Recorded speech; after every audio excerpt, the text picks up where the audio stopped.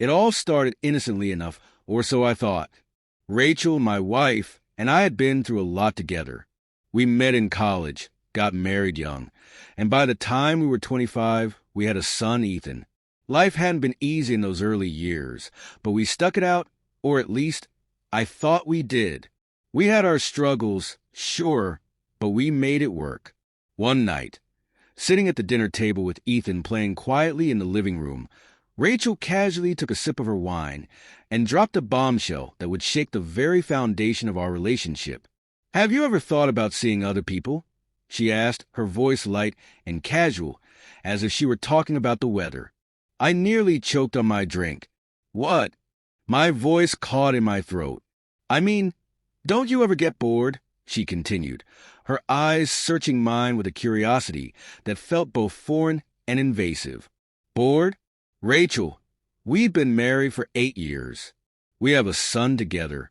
What do you mean by bored?" She sighed, a mixture of frustration and something else, something I couldn't quite place, etched across her face. "Exactly my point. We've been together for so long. Don't you think it might be healthy to explore other people?" I blinked, my mind struggling to wrap itself around what I was hearing. "You're serious, aren't you?" She leaned in, her tone soft but resolute. "It's not about us not loving each other. It's about exploring new things. We've been together for so long. Maybe it's time for us to experience something different. It's not unheard of, Eric." I felt like the ground had shifted beneath my feet. "So, you want permission to sleep with other people? It's not just about sex," she said quickly, as if that somehow made it better. "It's about freedom, trust." I let out a bitter laugh, the words tasting sour on my tongue. "Trust? Trust? How does cheating on me build trust?" "It's not cheating if we both agree on it," she said, her voice steady. The weeks that followed were a blur of heated arguments. Rachel insisted that an open marriage would reignite the spark between us, as if the love we'd built together was something as fleeting as a candle that could be easily relit. She wanted freedom, exploration. I saw it as betrayal, a deep crack in the foundation of everything we'd worked for. "I just don't understand," I'd say, my voice growing hoarse. "We're a team. We're married. How can you even suggest something like this?" But Rachel wouldn't back down. She said things like, "Eric, this isn't about us not working. It's about exploring ourselves as individuals." Each conversation felt like a rerun of the same unbearable episode, echoing through the walls of our home.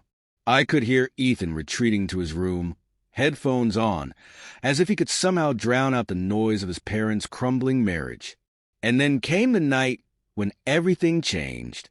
It was late, after dinner, when the kitchen fell into an eerie silence. I had just finished cleaning, the clatter of dishes now replaced by the quiet hum of tension in the air. Rachel was standing by the counter, her wine glass swirling between her fingers, her eyes distant as if lost in thought. "Eric," she said, her voice unnervingly calm. I knew that tone. It was the one she used when she was about to say something she knew I wouldn't like. I dried my hands on a towel and turned to face her. "What is it now?" Her fingers tightened around the glass. She hesitated before speaking again, her eyes flickering toward the floor before meeting mine. "I've already met someone." For a moment, the words didn't register. It was as if I were listening to a foreign language, the meaning just out of reach. "You what?" My chest tightened as the gravity of her words began to sink in. "I haven't done anything yet," she added quickly, as if that somehow made it better. "But I want to, and I want your blessing." The world seemed to shift under me, the ground slipping away like sand through my fingers. For the first time in my life, I looked at my wife and didn't recognize her. The woman I had fallen in love with, the mother of my child, the person I had built a life with, it all seemed like a distant memory. "You've already met someone?" I repeated, my voice trembling with a mixture of disbelief and fury. "And now you want my blessing?" Rachel set her wine glass down, stepping closer, her hands reaching out as if to calm me. "Eric, please. Listen to me. This doesn't have to be a bad thing. It's something I need to do. I need to feel alive again. A cold wave of anger washed over me. Something you need to do? I snapped, pulling away from her reach. What about me? What about Ethan? What about the life we've built? I still love you, she insisted, her voice trembling. But I need more. We both deserve more. I laughed bitterly. More? More than what? More than commitment? More than loyalty? More than everything we've been through together? What is more, Rachel? She flinched at my words, her eyes brimming with unshed tears. I'm not saying this to hurt you, she whispered, her voice barely audible. But I can't keep pretending everything's fine when it's not. Not fine, I repeated, my voice rising. I thought we were happy. I thought we were working through life together. We are, she cried, her tears spilling over. But I need to feel something again, Eric. I need to feel alive. I stood there, staring at her, my mind racing, my heart breaking. How could I respond to something like that? How could I fight for a marriage when the person I was fighting for didn't even want to stay in the ring? And this guy, I asked, my voice bitter with venom, is he your answer to everything? It's not about him, she said quickly, shaking her head. It's about me. This is something I need to do for myself. No, I said, stepping back. It's about us, Rachel. Or at least, it was. But now it's just about you. Her lips trembled as she opened her mouth to respond, but I cut her off, holding up my hand. You know what? Fine. You want an open marriage? Do whatever the hell you want. But don't expect me to stick around and watch you destroy everything we built. Her face crumpled, a sob escaping her lips. Eric, please. I turned, grabbing my jacket from the back of the chair. Save it, I said coldly. I need some air. And with that, I walked out the door, leaving her crying in the kitchen, the life we had fought so hard to build slipping away into the night. Cheater Confessions, a heartbreaking journey of betrayal and revenge. I didn't know where I was going that night, but I knew one thing for certain. I couldn't stay. Not after what Rachel had said. Not after the cracks in our marriage had finally split wide open. I should have known better than to let her manipulate me, to entertain the idea of an open marriage. But somewhere deep inside, the part of me that still wanted to hold on to some shred of hope, some thread of connection, had agreed. But now, I was furious, humiliated, and determined to make her feel the pain of betrayal she had so carelessly inflicted on me. The days that followed were a blur. Rachel wasted no time diving into her new arrangement. Within a week, she was seeing a man named Liam, some co-worker she had been casually mentioning for months. She'd come home late, reeking of cologne that wasn't mine, acting like nothing had changed between us. But I felt the difference. I could see it in her eyes, feel it in her coldness. She was distant now, as though I was nothing more than a lingering inconvenience. I knew I couldn't confront her, not yet. If I made a scene, I'd look weak, like a fool. That would be exactly what she wanted. So I kept my distance, pretending to go along with it, letting her live her life while my insides festered. Inside, I was seething, plotting. That's when Megan, Rachel's younger sister, became more than just a passing thought. Megan had always been the wild one, the one who kept me on my toes. When we were younger, we had always gotten along well, but I never imagined it would come to this. The truth was, I had stopped caring. My marriage was already over. I wanted Rachel to feel the pain of what she had done. I wanted her to experience betrayal the way she had so carelessly served it to me. And Megan, over the years, she had grown more attractive in my eyes. Subtle glances, lingering touches. It was always there, but I had never acted on it. Not until now. Now, everything was different. Rachel had wanted an open marriage, and I wasn't about to sit back and be the only one left feeling like a fool. Megan's concern for me was genuine, but I didn't care anymore. I wanted Rachel to feel it, to experience what I had felt for weeks. Anger, confusion, betrayal. One evening, Rachel wasn't home. She had mentioned she was going out again, probably with Liam, though she never said it outright. She had gotten good at pretending her outings were just casual or work-related, but I wasn't blind. I knew exactly what she was doing. The house felt eerily quiet that night, and the stillness gnawed at me. The anger that had been simmering inside me for weeks finally bubbled over. I grabbed my phone and typed a quick message to Megan. "We need to talk." My thumb hovered over the send button for a moment, but then I pressed it. I didn't care anymore. It didn't take long for Megan to respond. "What's wrong?" I replied quickly. "Can you come over? I really need to talk to someone." Her reply came almost immediately. "I'll be there soon." When Megan arrived, she looked concerned, her eyes scanning my face, as if searching for a sign of what had happened. "Eric, are you okay? What happened?" she asked softly, her voice filled with genuine worry. I let out a bitter laugh.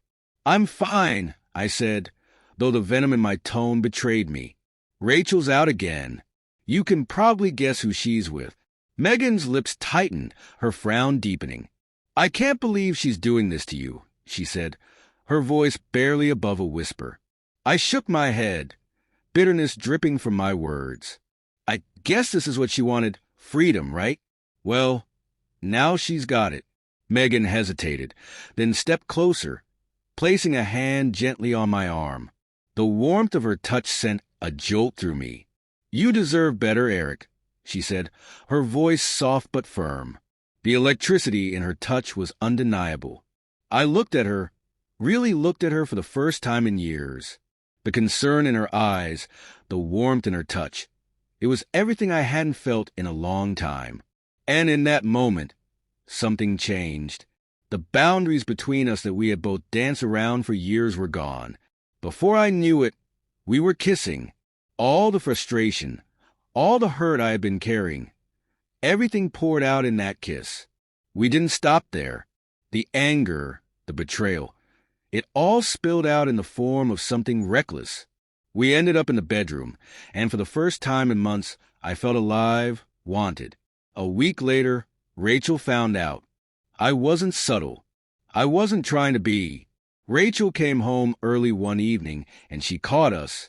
Megan was sitting on the couch, still wearing one of my shirts, and the moment Rachel saw us, her face turned white as a sheet.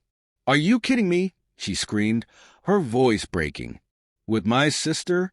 I looked at her, calm, detached. "You wanted an open marriage," I said. "I'm just playing by your rules." "This isn't the same," she yelled, her voice cracking with pain and disbelief. "She's your sister. What's the difference?" I shot back. "You've been seeing Liam, haven't you?" At least Megan and I weren't hiding anything. Rachel stood frozen, trembling, her face twisted with a combination of fury and pain. For a moment, I almost felt sorry for her. Almost. But then the memory of all those nights spent waiting for her to come home, wondering where she was, who she was with, flooded back, and the sympathy I might have felt disappeared. "You've destroyed this," she whispered, her voice barely audible. "Everything we built, it's gone." I laughed bitterly, shaking my head. "Don't pin this all on me, Rachel. You started this. The moment you asked for an open marriage, you threw the first stone." She stopped, her words catching in her throat. "I never thought you'd, with Megan." Her voice trailed off as her eyes filled with disgust. "I can't even look at you." I stepped forward, anger burning in my chest. "Now you know how it feels," I snapped, "to be blindsided, to have the rug pulled out from under you." Megan, still sitting on the couch, looked visibly uncomfortable. She stood up, her eyes shifting nervously between us. "Maybe I should go," she murmured, grabbing her bag. Rachel turned her glare on her sister. "You think walking out now makes this better?" she hissed. "You betrayed me too, Megan. You're supposed to be my sister, not this." Megan opened her mouth, but thought better of it. She shot me a brief, apologetic glance before slipping out the door, leaving Rachel and me alone in the suffocating silence.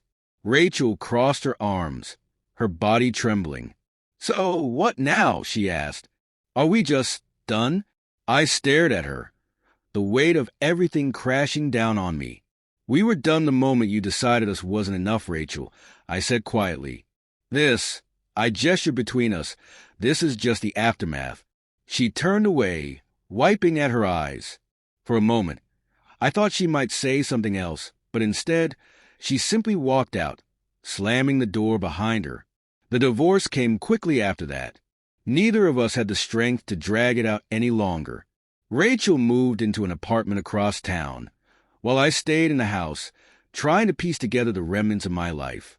As for Megan and me, what had started between us was born from hurt and anger, a temporary distraction more than a real connection. We didn't last long. In the end, Ethan became my anchor in the storm. I focused on being there for him, on rebuilding a life where the chaos of the past didn't define our future. Rachel and I kept things civil, for his sake, but the wounds between us never fully healed. Looking back, I can't say I regret how it all ended. It wasn't clean, it wasn't noble, but it was real. And sometimes, that's all you can ask for. Thank you for watching.